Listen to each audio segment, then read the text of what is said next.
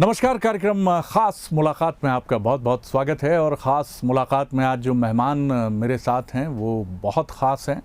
वो एक ऐसे युवा अभिनेता हैं जो मध्य प्रदेश की मिट्टी से और मध्य प्रदेश की माटी में भी जो सबसे पवित्र माने जाने वाली एक पट्टी है, हमारी नर्मदा नदी की पट्टी, महान नर्मदा नदी की पट्टी, उस पट्टी के एक छोटे से स्थान से उनकी यात्रा जीवन की आरंभ होती है। और ये यात्रा आरंभ होकर जाती है स्वप्नों की नगरी, और जिसको आप और हम बॉलीवुड के नाम से जानते हैं, मुंबई। और वहाँ वो पहुँचते हैं और बहुत कम समय में एक प्रॉमिसिंग एक्टर के तौर पर वो अपने को प्रमाणित करना भी शुरू कर देते हैं।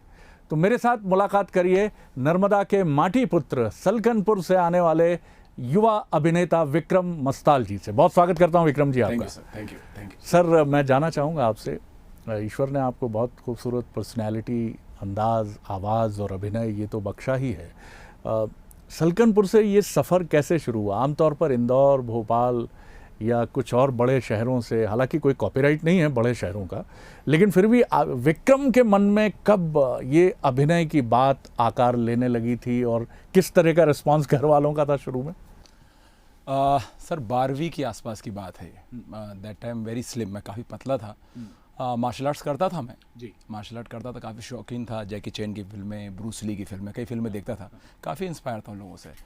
फिर मुझे लगा कि कुछ करना चाहिए। तो मेरी फैमिली में कुछ लोग हैं पुलिस में थे, कुछ आर्मी में थे, तो हाइट पर्सनैलिटी वैसी थी, तो लोगों ने कहा कि तुम तो फिट हो पुलिस के लिए या आर्मी के लिए।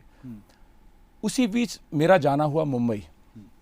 पिताजी के एक मित्र थे, तो वो मुंबई में असिस्टेंट डायरेक्टर थे, तो उनके यहाँ पे एक प्रोग्राम था, तो कहले आप आ जाओ प्रोग्राम में। पापा नहीं जा पाए, तो पहली बार मैं मुंबई गया तो वहाँ पर एक शूटिंग चल रही थी। रामानंद सागर जी के छोटे बेटे हैं मोती सागर जी, उनका एक शो आता था आंखें, उसकी शूटिंग चल रही थी। तो एक एक्शन सीक्वेंस था, वो काफ़ी देर से ट्राई कर रहे थे वो लोग। हम लोग अमूमन गांव में वो बड़ी इजीली करते हैं वो चीज़ें, मतलब पानी में जंप मारना था तालाब में, तो हमारे सामने तालाब में जंप मारना था, वो जलाब को जो जंप मारना था प्रॉपर नहीं हो पा रहा था। तो मैंने अपने दोस्त से कहा, मैंने कहा सर से कहा, मैंने कहा sir can I do it? तो कह ले तुम्हें आता है, ये कर पाओगे तुम? मैंने कहा सर ये तो गांव में रोज़ ही करते हैं वैसे। तो मैंने करा, उसको करके देखा। तो वो उनके जो बेटे थे अमृत सागर, जिनको नेशनल अवार्ड मिला था 1971 मूवी के लिए, तो ही लाइक इट। उन्होंने कहा कि तुम अच्छा करते हो, तुम क्यों ना एक्टिंग में आओ? तो मैंने कहा सर मैंने एक्टिंग तो कभी की नहीं और मैं छोटे से गाँव से हूँ। तो कह ले कोई फ़र्क नहीं पड़ता, आप गांव से हो। मैंने कहा मुझे एक्टिंग छोड़ के बाकी सब चीज़ें आती हैं, गाड़ी स्टंट कर लेता हूँ, बाकी सब चीज़ें आती हैं। और मैं एनसीसी में था, तो राइफल्स वगैरह काफ़ी अच्छे से जानता था। और वो देशभक्ति पे बेस्ड था शो, तो उसमें वैसा ही कुछ माहौल था। तो उन्होंने एक ट्रायल कर लेते हैं। ट्रायल हुआ उसमें बड़ौदा सिटी में, वो मुझे बड़ौदा लेके गए वहाँ से। कुछ समझ नहीं आ रहा था मुझे कि क्या हो रहा है मेरे साथ। और मन में था मेरा, जो अंकल थे कह रहे हो गया तो ठीक है, और नहीं हो तो तेरा क्या जाएगा, क्या लेके आयो, क्या जाएगा तुम्हारा, चले जाओ। तो मैं गया उनके साथ, शूट वूट हुआ, कुछ समझ नहीं है, कैमरा यहाँ देखो, वहाँ देखो, यहाँ फायर करो, यहाँ से कूदो, वहाँ जो नेचुरल मेरे जो थे वो तो मैंने चीज़ें की। उसके करीबन 1 महीने के बाद कॉल आया। उसमें कॉल नहीं थे, वो वहाँ पंचायत में कॉल आया, वो लाइन ओवरहेड लाइनें होती थी, मुश्किल से कॉल आया। तो कह ले हम पिछले 7 दिन से कॉल कर रहे हैं भाई, तुम्हारा कॉल नहीं लग रहा है। तो मैंने कहा सर यहाँ तो गाँव में रहता हूँ मैं, यहाँ तो कॉल लगना बहुत बड़ी बात, लग गया बहुत बड़ी बात। तो उसमें कॉल आया, कह ले आप आ सकते हो बड़ौदा। फिर मेरे फादर के मुझे छोड़ने, तो फादर को मुझे याद है, फादर इज पास अभी हो गया। तो उस समय फादर जब मेरे साथ गए तो उन्होंने मुझे कहा कि देखो बेटा अब तुम्हारा एक नया जीवन शुरू है। हमारे ख़ानदान में, हमारे परिवार में किसान हैं, कुछ फ़ौज में हैं, कुछ अलग अलग लेवल पे। इस दुनिया की मदद हम तुम्हारी नहीं कर सकते, हाँ हम तुम्हें पीछे सपोर्ट कर सकते हैं, करो, तुम्हारे मन में है तो करो, डू इट। उन्होंने मुझे उस समय जो भी करेंसी चलती सब पैसे दिए कि भाई हम ज़्यादा पैसा तो आपको अफोर्ड नहीं कर सकते, क्योंकि फसलों का भरोसा नहीं था, अभी भी किसान बेचारा परेशान है। तो पैसे दिया उन्होंने, कर काम करो। और फिर मैं करता रहा। फिर मुझे आलिफ लीला शो मिला, आंखें मिला। फिर उसमें मैंने ब्लू पर्दा देखा, कहले इसमें उड़ रहे हो आप, फील करो। मैंने कहा सर उड़ूँगा कैसे, मैं तो खड़ा हूँ, उड़ूँगा कैसे? कहले उड़ो, सोचो, फील करो, उड़ रहे हो तुम। फिर मुझे थॉट है, कहले तुम हातिम ताई फिल्म देखी है? तो मैं जितेंद्र सर की हातिम ताई फिल्म देखी थी, सतीश कौशिक जितेंद्र सर की। तो उसने फील किया कि तुम उड़ रहे हो। तो बस हो गया, ऐसा सिलेक्शन होता गया, काम करता गया, सीखता रहा। ट्रेनिंग नहीं की मैंने इसके लिए कहीं, ट्रेनिंग नहीं की ट्रेनिंग नहीं की। बट मैं कैमरे के सामने जितना रहा, कैमरे के पीछे भी जाके सीखता रहा। एडिटिंग भी सीखी, लाइट कैसी होती, कहाँ से लाइट लेना, बहुत सारी टेक्निकल चीज़ें। और छोटी जगह से था, तो एक मन में फील था कि जो भी काम कराओ करूँगा मैं, किसी भी काम के लिए ना नहीं किया। जी।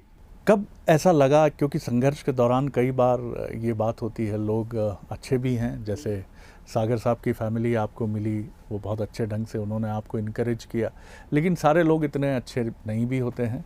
कई लोग हो सकता है आपका उन्होंने मजाक बनाने की कोशिश की हो, आपके बैकग्राउंड को लेकर, किसान परिवार को लेकर, आपकी भाषा को लेकर, आपकी अंग्रेज़ी को लेकर।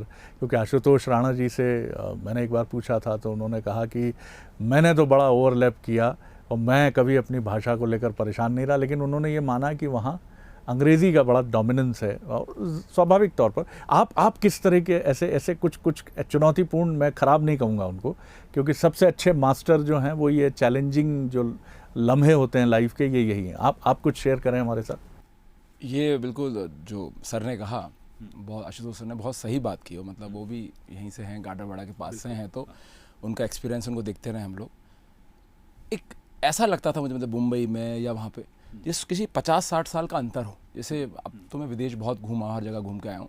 जैसे हम इंडिया से, अब तो नहीं ऐसा फ़र्क रहा, पर पहले हम जब इंडिया से फ़ॉरेन जाते थे तो एक फ़र्क लगता था ना कि हम एक नई दुनिया में आ गए, तो वैसे ही फील था। इंग्लिश बहुत डोमिनेटिंग थी, बहुत डोमिनेटिंग, क्योंकि हमारी मैं जो यहाँ पर बायां स्कूल है बुधनी तहसील में, वहाँ पे पढ़ा हूँ, मतलब दाल दलिया स्कूल में पढ़ाई हुई मेरी। तो उस समय दाल दलिया भी नहीं था जब मैं गया था, तो सिंपल टाट पट्टी पेड़ के नीचे बैठे अध्यापक पढ़ा रहे हैं, और मतलब मारते ही बहुत थे उस समय। तो आजकल तो शायद मना कर दिया गया है, पर पहले मारते भी थे बहुत। तो वो पढ़ाई की, तो इंग्लिश का फ़र्क था, स्लैंग का फ़र्क था, भाषा थोड़ी फ़र्क थी, क्योंकि वहाँ कलिष्ठ भाषा चाहिए। हाँ, पर मैं थोड़ा हिंदी साहित्य का स्टूडेंट था, तो मुझे हिंदी पे मेरा पकड़ अच्छी थी। हिंदी संस्कृत जब भी अल्फाज आए, जैसे मैं रामायण मैंने की, तो हिंदी मेरी बहुत अच्छी थी। रामायण हम अमूमन घर में पढ़ते थे, सुंदरकांड शनिवार हम जाते ही थे, घर में गांव का माहौल था कि हनुमान मंदिर पर जाना है, सुंदरकांड का पाठ हो रहा है, हम बैठे हुए हैं सब लोग, कोई झान बजा रहा है, कोई खंजरी बजा रहा है, हम बैठे हुए हैं लोग, तो माहौल अच्छा था काफ़ी। तो डिफ़िकल्टीज़ आई, बट क्या था कि मेरे पास खोने को कुछ नहीं था सर, मतलब क्या खोऊंगा मैं, मुझे था करना ही है। एक बार बीच का मोमेंट था जब मैंने अपनी मम्मी से बात की, तो उस वक्त मैं रो पड़ा था। तो मैंने मम्मी से कहा कि शायद मैं अब टिक नहीं पा रहा हूँ मम्मी, क्या करूँ, बहुत परेशान हो गया हूँ। मतलब मेरी मदर ने कहा मैं टिक नहीं पा रहा हूँ। वो लम्हा ऐसा था, उस समय मेरी मदर ने बात करी करीब 1 घंटे, मुझे कहा नहीं बेटा ऐसा बाहर के नहीं, पापा सुन ले तो शायद बुला लेते कि भाई बेटा डिसअपॉइंटेड हो गया। मैं आज भी सुनता हूँ तो ऐसा मेरा हृदय भर आता है। आपकी आंखों में नमी है। हाँ, हृदय भर आता है, मैं समझ सकता हूँ उसको जी। तो हृदय भर आता, पर मेरी मदर ने समझाया करना है और करना है। मेरी मदर जम्मू से थी, तो यहाँ जब आए वो लोग फादर के पास, तो कहले मैं वहाँ से यहाँ आई हूँ, सेटल कर रही हूँ, सारा फार्म हाउस गाँव में रह रही हूँ। शी इज़ वेरी एजुकेटेड, हाँ, वो मतलब MSc पास आउट थी, but she is settle in the गाँव में रही वो, और अच्छी फैमिली सी थी, मतलब फौजी थे उनके फादर, और वो गाय भी लगाती थी, उन्होंने सारे काम किए। तो वो कहते जब मैं कर सकती हूँ तो तू तो मेरे ही बेटा है, तुझे तो करना ही है, और करना ही है, जब कदम बढ़ा है तो पीछे नहीं हटाना है। तो फिर उस दिन के बाद सोच लिया करना ही है। हंसते थे लोग, उस चीज़ जो कमी जो मुझे बोलता था आदमी कि तुम में ये कमी, तुम चलते गंदा हो, तुम बांस की तरह चलते हो, अकड़ के चलते हो, उसको रोज़ डायरी में नोट करता था, सामने एक शीट बनाता था, बैठ के सामने लगा था, सामने उठ कर रोज़ दिखता था उसको।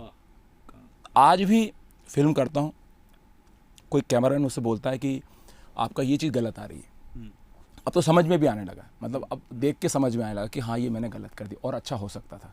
अब वो भाव अंदर डेवलप हो चुके हैं जी। तो वो रोज़ शीट बनाता था, डेवलप करता था, रोज़ अपने आप को रात को एनालिसिस करता, पूरा दिन को रिवाइंड करता था अपने माइंड को कि मैंने सुबह से क्या किया, ये गलत किया, अच्छा किया, अब ये नहीं करना है, मुझे ये करना है, कल से ये छोड़ना है। तो वो नियम बनाता गया, तो बहुत सारी चीज़ें अपने आप छूटती चली गई। क्या बात है, क्या बात है, मतलब ये तो कमाल है।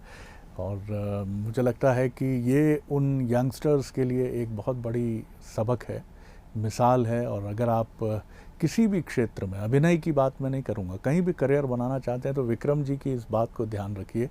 पूरा दिन क्या आपकी निगाह में रहता है जब आप सोने जाते हैं, और क्या आप अपने क्रिटिक्स पर ध्यान देते हैं, या हम जैसे हवा में उड़ा देते हैं, अरे वो चिढ़ता है यार, वो क्या बोलेगा मुझे। अगर आप ऐसा करेंगे तो शायद आप परफेक्शनिस्ट के तौर पर, पूर्णतावादी व्यक्तित्व के तौर पर नहीं उभरेंगे। एक्टिंग के बारे में तरह तरह की धाराएं मानी जाती हैं, बॉर्न एक्टर भी कहे जाते हैं, कुछ लोग इसका बड़ा विरोध भी करते हैं कि बॉर्न एक्टर कैसे होगा साहब। मेथड एक्टिंग की भी बात होती है, नसीरुद्दीन शाह और तमाम लोग। NSD तो एक बहुत बड़ी धारा अभिनय की है, और इस समय बम्बई की ज़रूरतों को बतौर अभिनेता जो पूर्ति कर रहे हैं यंगस्टर उसमें, तो आपकी भिड़ंत इनमें से कई सारे लोगों में से थी। और मैं आपको बॉर्न एक्टर की श्रेणी में ही रखूँगा, या मैं कहूँगा कि आपने निर्माण किया है अपना, आप निर्माण से निर्मित एक अभिनेता हैं। बहरहाल आप कहाँ देखते हैं? मैं मानता हूँ कि परिस्थितियाँ किसी भी व्यक्ति को किसी भी क्षेत्र में निपुण करती हैं। वैसे एक्टिंग भी वैसी है कि जब आप उन परिस्थितियों में रहते हैं, एक्टिंग कोई चीज़ नहीं है, एक्टिंग जो भावनाएं हैं आपकी, उन भावनाओं को सही समय पे सही जगह एक्सप्रेस करना है, बस, और कुछ नहीं है। अगर आप अपने आप को जान पाएंगे तो आप एक्सप्रेस एक्टिंग कर पाएंगे। बिल्कुल ठीक। आप अपने आप में भ्रमित हैं, आप अपने आप को ही जान नहीं पाए, आपके खुद के कुछ भावनाएं होती हैं, वही आपको कैमरे में दिखाना होती है। बस काम करते करते इतना अनुभव हो गया कि उन भावनाओं में दिखा पाया कि भाई वो दिखा पाया, ये मेरी भावना है। हर आदमी कोई बारिश में भीगता अलग से रिएक्ट करता है, कुछ अलग तरह से रिएक्ट करते हैं।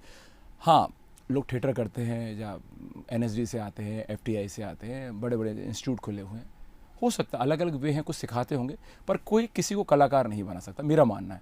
वो थोड़ा सा एक रेखा बता सकते हैं कि बेटा आगे संभल के जाना, गड्ढा है, उसको 2 फीट की जंप मारना है कि 2.5 की मारना है, ये बता सकते हैं, ये बता सकते हैं। मैं जो हो सकता है मैंने गिर के अनुभव लिया कि वो सच्ची में 2 का कि 1.5 का निकला, क्योंकि वो लोग तो ऊपर से देख के बता रहे हैं, एक्चुअली हो सकता है कि वो 1.5 का ही हो या गड्ढा हो ही नहीं, अक्स बन रहा हो। ठीक बात है। तो मैंने तो फील किया।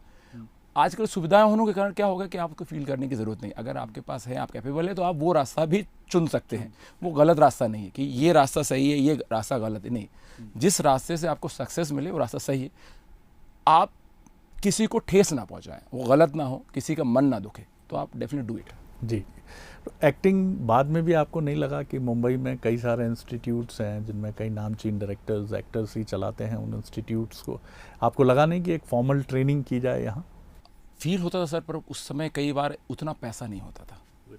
वो बड़ी हैवी बड़ी फीसेस थी। हाँ। अनुपम खेर सर हैं जो बड़े बड़े हैं, सुभाष घई सर हैं, रोशन तनेजा सर हैं, बड़े बड़े लोग हैं। FTI का अलग क्राइटेरिया था, उतनी हाई इंग्लिश होना चाहिए, उतना हाई वो होना चाहिए, कहीं ना कहीं नहीं होगा, या वैसा थिएटर बैकग्राउंड होना चाहिए। मैं गांव में रहा तो भोपाल के थिएटर से भी अछूता रह गया। भोपाल में बहुत अच्छा थिएटर होता है, लोग आते हैं, बहुत फेमस है, बहुत थिएटर, बहुत भारत बंद बहुत फेमस है भोपाल का। बट क्या है, मैं गाँव में रहा, वो उस चीज़ से अछूता रह गया। और उतना उस समय, आज तो प्रचार प्रसार हो गया कि लोग थिएटर करते हैं, इंटरेस्टिंग करते हैं। उस समय लोग कहते हैं क्या तुम ये नाटक वाटक करो, लाल पीलो के घूम रहे हो। हम लोग भी स्कूल में मतलब लगते थे क्या ये लाल पीलो के जो आते थे, कुछ लोग चुनाव के समय पे आते थे तो लोग नौटंकियाँ करते, सब करते, हमने कहा ये क्या करते हैं मेरे को। पर जब हम गए तो उनको पता लगा कि यार कितनी मेहनत करते, कितना डिफिकल्ट होता है कि इतने लोगों के बीच में जाके अपनी बातों को एक्सप्रेस करना। तो वैसा एक्टिंग को लेकर कोई मेथड नहीं है, आप करिए बस। और वैसे भी सर गीता में कहा है कर्म करना है आदमी। और मेरी कहते हैं फिलॉसफी ये है कि मैं काम करने विश्वास करता हूँ, 10% सोचता हूँ, काम करता हूँ, और इतना सक्सेस हो गया ठीक है, उसको रख लेता हूँ, जो वेस्ट हो गया फिर उस पर तैयारी फिर करता हूँ। करते रहो बस। और कई बड़े एक्टर्स हैं जिनके बारे में मैं नहीं जानता, लेकिन दिलीप कुमार साहब ने कहाँ फॉर्मल ट्रेनिंग ली है मुझे नहीं मालूम। तो ये चीज़ें भी अपनी जगह हैं। स्ट्रगल के बाद एक वक्फा, एक लम्हा वो आता है जब ऐसा लगता है कि एक्सेप्टेंस शुरू हो गई है, लोगों ने स्वीकारना शुरू कर दिया है, और जो खुशी होती है उस वक्त वो लफ्ज़ों में बयां करना मुश्किल होता है। विक्रम जी को कब ये एक्सेप्टेंस मिली जब उनको लगा कि क्योंकि मुंबई के बारे में ये कहते हैं कि जैसे समुद्र की फितरत है कि शुरू में वो उछालता है समुद्र की तरह, आपको फेंकता है बाहर, और फिर आपको एक्सेप्ट करना शुरू करता है। वो लेवल, वो लम्हा, वो वक्त कब आया? ये बिल्कुल सही बात है सर। मुंबई ऐसा है कि आपको पहले धक्के खलवाता है और फिर धीरे धीरे आपको सरल करता है।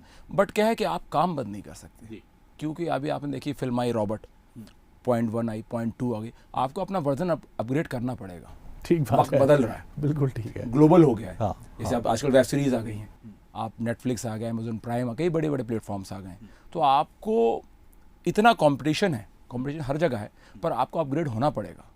पहले इतना बॉडी का क्रेज़ नहीं होता था, आपने देखा हीरो हेल्दी से हैं, हीरोइनें भी हेल्दी हैं, अब बिल्कुल स्लिम जीरो फिगर आ गए हैं। तो चीज़ें चेंज हो रही हैं, आपको परफेक्ट होना पड़ेगा ग्लोबली, क्योंकि अब ऐसा नहीं कि वो सिर्फ एक बॉलीवुड है, अब ग्लोबली हो गया, ये पूरा ग्लोबल हो गया पूरा।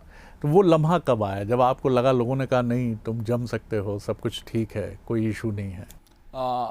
मैं फिल्म की उम्मीद छोड़ चुका था। मैं कर रहा था, अच्छे ब्रेक के था, छोटे रोल आते थे मुझे कई बार कि ये रोल कर लो, 2 एपिसोड का है, मतलब 2-4 सीन है या 8 सीन है, आप कर लो। तो कहीं ना कहीं लगता मैं ये कर लूँगा तो अच्छा। बॉम्बे में एक चीज़ और है, मैं एक आपको बताऊँ, टैगिंग बहुत है। अच्छा। टैगिंग बहुत है। आपको आप जैसे मैं माइथोलॉजी किया मैंने, तो माइथोलॉजी के मुझे 20 कॉल आएंगे आपको। आप दुर्योधन बन जाइए, आप भीम बन जाइए, आप फलां बन जाइए।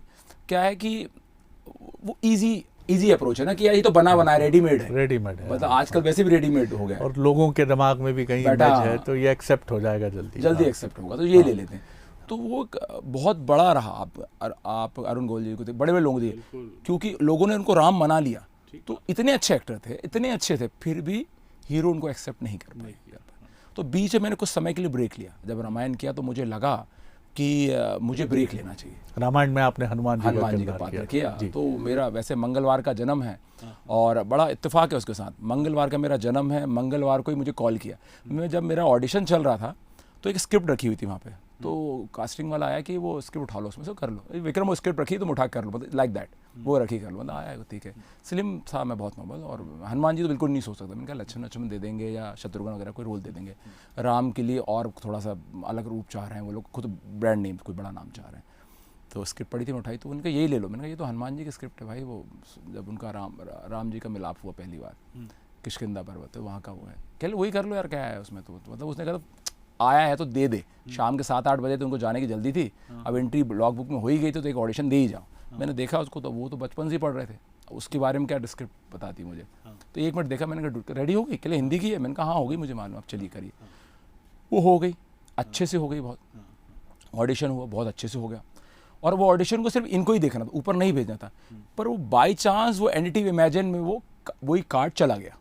वो पूरे ऑडिशन रन हो रहे थे वहाँ पे, वो सेलेक्ट हो गया मेरा कार्ड कि इस लड़के का ऑडिशन लो, वो भी हनुमान की लो। मुझे कॉल आया कि आप हनुमान के सिलेक्ट हो गए। तो मैंने कहा यार क्या मजाक कर रहे हो। तो रात को 11 बजे कॉल आया। मैंने कहा तो मजाक कर रहे हो, सैटरडे का दिन था उस दिन, ये कॉल कर, तो मुझे मजाक कर रहे हो। मंगलवार को स्क्रिप्ट पढ़ी और सैटरडे को कॉल आया। हाँ, दोनों हनुमान जी के दिन माने जाते हैं। कॉल आया। तो कॉल आया, क्या मैंने कहा क्या मजाक कर रहे हो यार, शिशिर नाम था उनका। शिशिर क्या मजाक कर रहे हो आप यार, मैं कहाँ से हनुमान जी लगता हूँ, स्लिम ट्रिम हूँ। कह रहे नहीं वो तुम कल आओ, उसका लुक टेस्ट लेना और ऑडिशन गेटअप में लेना। तो गया, फिर गया उन्होंने पूरा गेटअप, मास्क वास्क लगाया, पूरा मास्क लगाया। आजकल तो बहुत ईजी हो गया, ग्राफिक्स में हो गया, उसमें चिपकाते थे। और पूरा रेडी कर दिया। रेडी में दुबला सा लग रहा, कुछ कांच में देख के मुझे लग रहा है मैंने हनुमान जी की मतलब जो फील किया देखा है, बहुत ही हैवी यूज़। फिर दारा जी, तो मैंने कहा मैं कैसे लगूंगा। तो चैनल वाला के लिए करोगे तुम ही, हम तुम्हें 6 महीने का टाइम देते हैं। फिर they provide the gym and कुछ सप्लीमेंट दिए, कुछ हेल्दी सप्लीमेंट, तो डू इट। 6 महीने के बाद कुछ आया, फिगर आया, तो फिर मैंने हनुमान जी किया उसको। वाह।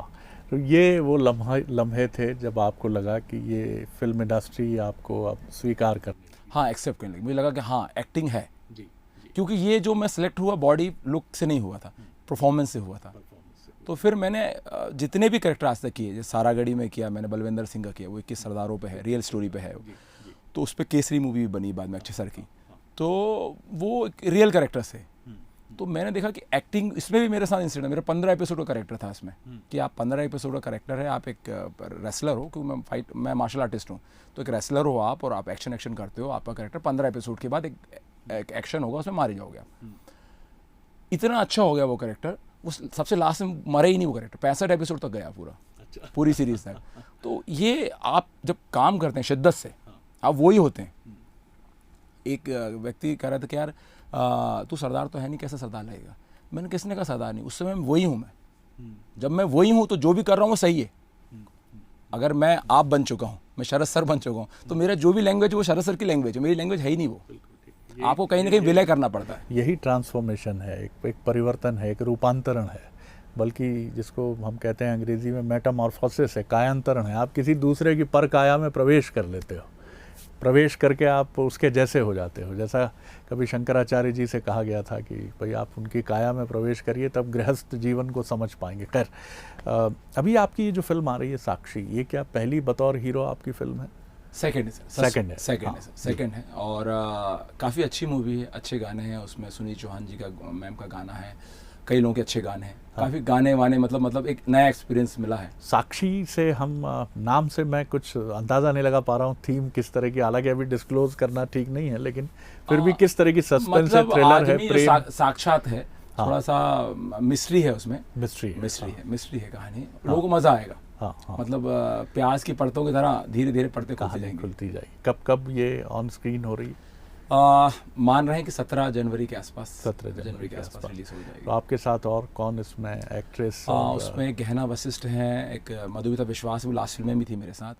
शिवा सर हैं, शिवा सर काफ़ी पुराने एक्टर हैं, उन्होंने हम पिक्चर में काम किया था, उस समय से हैं वो, काफ़ी समय से हैं। और एक बेदी जी हैं, वो आंटी नंबर गोविंदा सर की फिल्मों में काफ़ी काम किया है, तो काफ़ी कॉमेडी है। इसमें मैंने कॉमेडी भी की फर्स्ट टाइम। मैं कॉमेडी से बहुत डरता था, क्योंकि कॉमेडी एक ऐसा जोनर है, इंडस्ट्री का सबसे सेफ जोनर है वो। अगर आपकी कॉमेडी में पकड़ अच्छी हो जाए, मेरी पर्सनैलिटी को देख के नहीं लगता कि मैं कॉमेडी कर सकता हूँ, पर मैंने इसमें ट्राई किया और अभी मैं रशेस कुछ देख के आया तो मुझे अच्छा लगा, हाँ मैं अपने आप को झेल पा रहा हूँ, तो जनता भी झेलेगी जी। और वेब सीरीज़ जो आप कर रहे हैं वो किस तरह की? वो भी एक्शन थ्रिलर? हाँ, वो साउथ की टीम है, उसमें पूरा ही एक्शन है और पुलिस एसपी का रोल कर रहा हूँ, यंग एसपी है, और कुछ ऐसी घटनाएं हो जाती हैं, उसको क्राइम को रोकता है। और उम्मीद करिए कि मध्य प्रदेश के शायद मुरैना के आसपास कहीं वो शूट करें वो लोग। अच्छा, अभी मतलब जाना है वो शूट पर? वो शूट पे जाना है, नवंबर एंडिंग में शूट होगा उसका। ये जो वेब दुनिया का आगमन हुआ है, इसको बहुत वेलकम किया जा रहा है क्योंकि युवाओं में बहुत पॉपुलर है, और दूसरा एक्टर्स के लिए भी संजीवनी माना जा रहा है, क्योंकि कई चैलेंजिंग रोल जो सिनेमा में, चूँकि वहाँ बजटिंग काफ़ी होती है, हालांकि इसमें भी काफ़ी अच्छे बजट्स हैं, लेकिन आप किस तरह देखते हैं? क्या आप जैसे युवा एक्टर्स के लिए और जो एग्जिस्टिंग एक्टर्स भी हैं उनके लिए वेब सीरीज़ एक नया चैलेंज भी है कि आप युवाओं को लुभाइए, और दूसरा एक अवसर के लिहाज से भी बहुत बढ़िया चीज़ है ये? बिल्कुल आपने सही कहा, एक वरदान की तरह हुई हम लोगों के लिए, तो बहुत अलग अलग तरह के रोल। और क्या है, वेब क्या है, अभी हमारे जो सेंसर है उसके परिक्षेत्र से बाहर है, उसके अंदर नहीं आती वो। तो कई चीज़ें ऐसी हैं जो नॉर्मल बोलचाल में हम लोग उपयोग करते हैं, उन शब्दों का भी इस्तेमाल किया गया है, इसलिए यूथ थोड़ा कनेक्ट होता है, क्योंकि ऐसा लगता है कि हम जो बोल रहे हैं, हम जो जहाँ जा रहे हैं वो लैंग्वेज है, और काफ़ी नेचुरल होता है, उसको मतलब प्लांटेड नहीं बनाया था, काफ़ी नेचुरल शूट कर रहे हैं वो लोग। तो सभी एक्टर्स बड़े, तो शाहरुख सर भी आ गए, बड़े बड़े लोग आ रहे हैं, सैफ अली सर ने काम किया, बड़े बड़े लोग कर रहे हैं, मनोज सर ने कर चुके हैं, फैमिली मैन आ रही है उनकी, काफ़ी सीरीज चल रही है, तो लोग पसंद कर रहे हैं। ये काफ़ी कंक्लूड कर रहा हूँ इस बातचीत को आगे। अब एक्टिंग को तो आपने आत्मसात कर ही लिया है, और अब मुंबई ही आपके लिए सब कुछ है। आगे किस तरह से आप एक अपने को देखते हैं उस इंडस्ट्री में, बतौर एक्टर ही, या आपने जैसा कहा कि कई काम आपने वहाँ सीखे हैं, तो आगे कुछ डायरेक्टर या इस तरह की किसी भूमिका में भी जाने की बात सोचते हैं, प्रोड्यूसर की तरह सोचते हैं बात? और उन लोगों से आप क्या कहेंगे जिनके शहर छोटे ज़रूर हैं, सपने बड़े हैं, उम्मीदें बड़ी हैं, कोई सपोर्ट सिस्टम नहीं है शायद आपकी तरह, कि उनके मन में भी होगा कि विक्रम मस्ताल की तरह, हालांकि विक्रम शर्मा जी हैं ये, बॉलीवुड में जाकर इन्होंने ज़रूर अपना नाम, क्योंकि एक रवायत है, एक ट्रेडिशन है, यूसुफ खान दिलीप कुमार हो जाते हैं, तो विक्रम शर्मा विक्रम मस्ताल हो गए हैं, उस पर भी छोटा सा मैं ज़रूर चाहूँगा। लेकिन ज़रूर हम चाहेंगे आगे आपकी पोजीशनिंग आप क्या देखते हैं वहाँ, और उन नौजवानों से आप क्या कहेंगे जो कई बार बहुत जल्दी जिनका दिल टूट जाता है, और वो अपने सपनों को फोल्ड करके फिर अपने ब्रीफकेस में रख लेते हैं और एक मशीनी ज़िंदगी में चले जाते हैं, जिंदा तो हैं लेकिन जिंदा नहीं भी। हाँ, मैं उनसे तो यही कहना चाहूँगा, काम करो।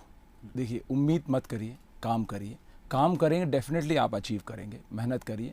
आप ज़्यादा सपनों की दुनिया में जिएंगे, वो सपन नगरी है पर उसमें सपनों में नहीं जीना है आपको रियलिटी में रहना है। रील के सामने आप डिफरेंट हो सकते हैं, पर रियल लाइफ में आपको रियल ही रहना पड़ेगा। मेहनत करिए, काम करिए, और कोई जोश में कदम मत उठाइए कि कुछ लोग, मैंने सुना है कि घर छोड़ के चले गए, माँ बाप को बिना बताए चले गए, कुछ गलत स्टेप ले लेते हैं, या आप कभी कोई व्यक्ति कहता है कि आप ऐसा कर लो या इतना पैसा दे दो तो मैं तुम्हें स्टार बना दूंगा, या लड़कियों के लिए भी बहुत सारी चीज़ें आप सुनने को आती हैं, ठीक है, मी टू ये सभी कहीं चल गया, चालू हो गया था वहाँ।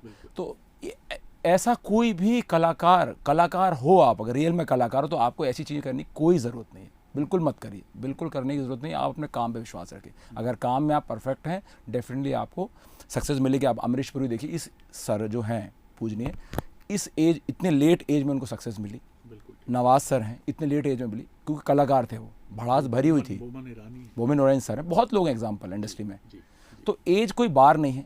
और अब क्या है कि अब आपने देखा कि अमूमन जितने एक्टर हैं, जितने स्टार हैं, 40 के बाद चमके, बहुत अच्छी एक्टिंग कर रहे हैं। आप ऋतिक सर देखिए, बहुत बड़े लेवल पे एक्टिंग, बहुत डिफरेंट शेड पे जा रहे हैं। शाहरुख सर देखिए, सलमान सर देखिए, मतलब एक अलग उनका पर्सोना बना। अमिताभ ने तो 60 के बाद, बच्चन साहब ने अपना मकाम बनाया। जी बहुत बड़ा, तो ये बहुत अच्छी चीज़ हो गई आज। जी जी। और विक्रम शर्मा, विक्रम मस्ताल, इस पर भी एक छोटी आपकी प्रतिक्रिया। शर्मा थोड़ा सा क्या है, गूगल में थोड़ा सा प्रॉब्लम होती थी, तो मेरे गुरुजी उन्होंने कहा कि मसाल कर लो, लोगों ने कहा तो डिफरेंट कर लो, हाँ। तो मसाल कर लिया। अच्छा, बेसिकली हम लोग पार्टीशन के उस साइड के, जब मेरे फादर कभी आए होंगे, अच्छा। तो उस गांव का नाम मस्ताल है। हाँ हाँ। तो मेरे ग्रैंडफादर ने कहा था यार तू कभी मसाल नाम रख लेना। अच्छा। हाँ, तो बात मेरे मन में थी, हाँ, मैं हाँ। कुछ नाम सर्च कर रहा था, तो मैंने कहा अपने थोड़ा एस्ट्रोलॉजी पे हम लोग विश्वास करते हैं इंडस्ट्री वाले, तो मैंने कहा गुरुजी मसाल रख लूँ क्या नाम? तो उन्होंने कहा रख लो, अच्छा नाम, तो अच्छा है, रख लिया। बिल्कुल। और ना सिर्फ ये नाम, क्योंकि कई बार कुछ नाम ऐसे हो जाते हैं जिनका अर्थ समझ में नहीं आता है, लेकिन ये बहुत खूबसूरत बात है कि मस्ताल आपके ग्रैंड पेरेंट्स का, नहीं, इसका आपके मीनिंग भी है, पूर्वजों इसका का। मीनिंग भी है। अच्छा जी। हाँ, अपनी मस्ती जो अपने ताल में मस्त रहता है। ओहो, वाह वाह वाह, बहुत खूबसूरत बात है। तो विक्रम मस्ताल जी, इस बातचीत के लिए बहुत बहुत शुक्रिया। और हम उम्मीद करेंगे कि मध्य प्रदेश के नर्मदा किनारे का ये छोरा मुंबई में धूम मचाएगा, धूम मचा ही रहा है अब तक जो आपकी उपलब्धियां रही हैं। और वो इस मायने में मैं उनको बहुत बड़ा मानता हूं कि उसके पीछे कोई गॉडफादर नहीं है ईश्वर के और आपके पेरेंट्स के अलावा और आपके शुभचिंतकों के अलावा। और उसके बाद भी आपने जो सफलता हासिल की है वो अद्भुत है सर।